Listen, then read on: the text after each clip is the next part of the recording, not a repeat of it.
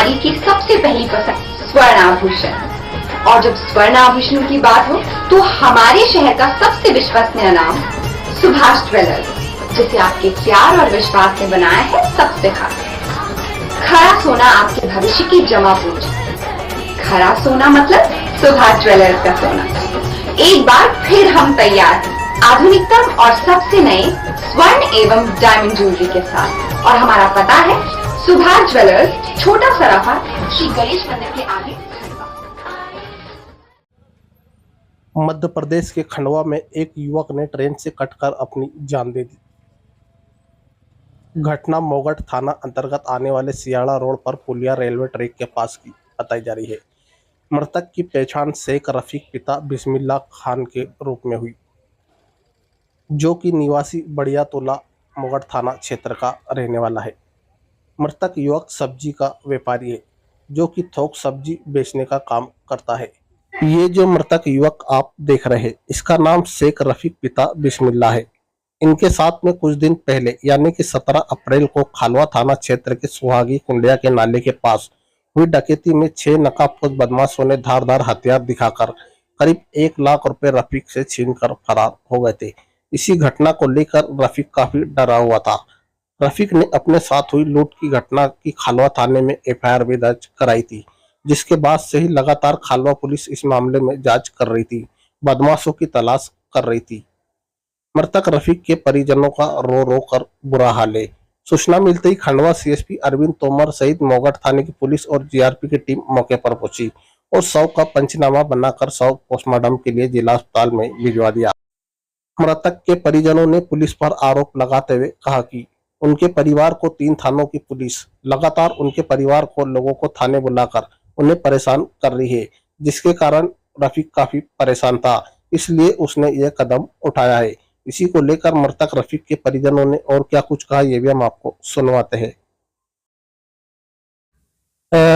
मेरे खालू लगते हैं, मैं उनके घर के सामने ही रहता हूँ, है ना।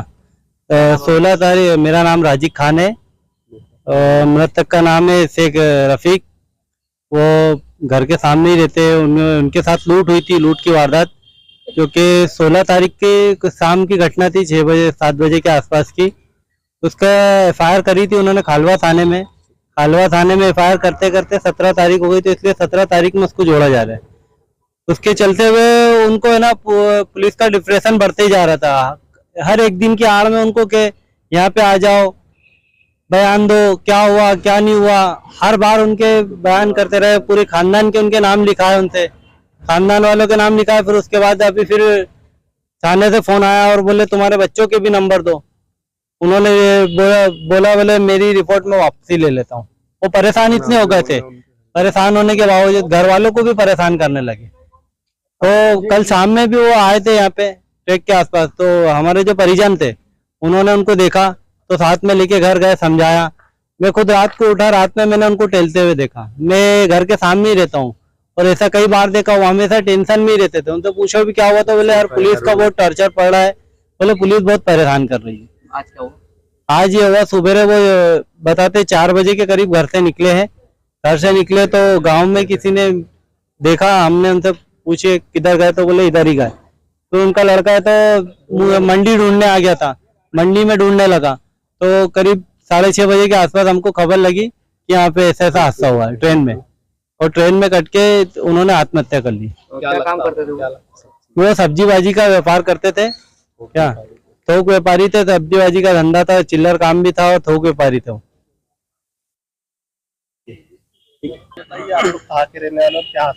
मेरा नाम साजिद है, मैं बढ़िया का रहने वाला, बढ़िया तुला का, ग्राम पंचायत मुंडवाड़ा लगती है हमको।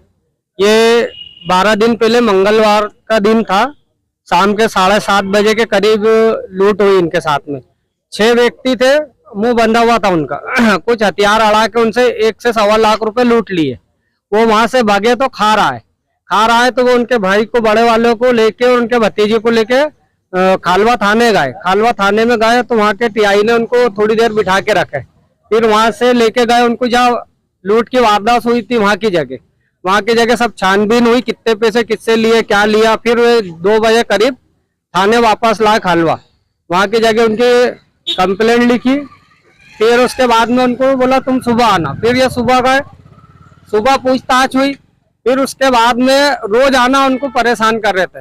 पूरे उनके खानदान वालों के नंबर भी लिए, नाम भी लिखे और बार बार उनको खालवा बुलवाए। और हरसूद पुलिस भी परेशान कर रही थी उनको कि जैसे लूट इन्होंने करी हो, जो लूट के ले गए उनको नहीं ढूंढ रहे, परेशान इनको कर रहे। वहां इनके दो लड़के, दोनों लड़के के नंबर लिए, नाम लिखे, उनकी बीवी को बुलाई, उनकी बीवी के नंबर लिए, नाम पूछा, सब पूछताछ करके उनसे 2000 रुपए भी लिए। तो 2000 रुपए किस कारण लिया ये तो हमको भी नहीं मालूम।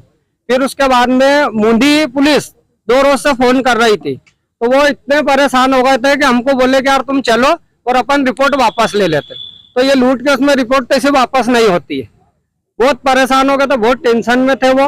रात को भी 11 बजे रात को वो कटने आए थे। तो हमारे भतीजे ने पूछा कि भाई तुम काय के लिए काटो, तो बोले यार मेरे को ये मुंडी की पुलिस परेशान कर रही। बोले हम सुबह आएंगे, तुम्हारा नाम पता बयान लेंगे, या तो फिर तुम मुंडी आओ।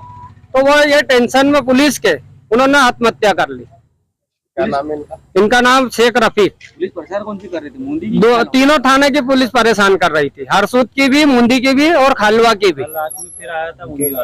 और रहने वाले खार के थे, मगर हमारे यहाँ आगे वो 20 साल से हमारे वहाँ बढ़िया में रह रहे थे वो। क्या नाम आपका? मेरा नाम साजिद है और उनका सब्जी का काम था, थोक का भी और चिल्लर का भी।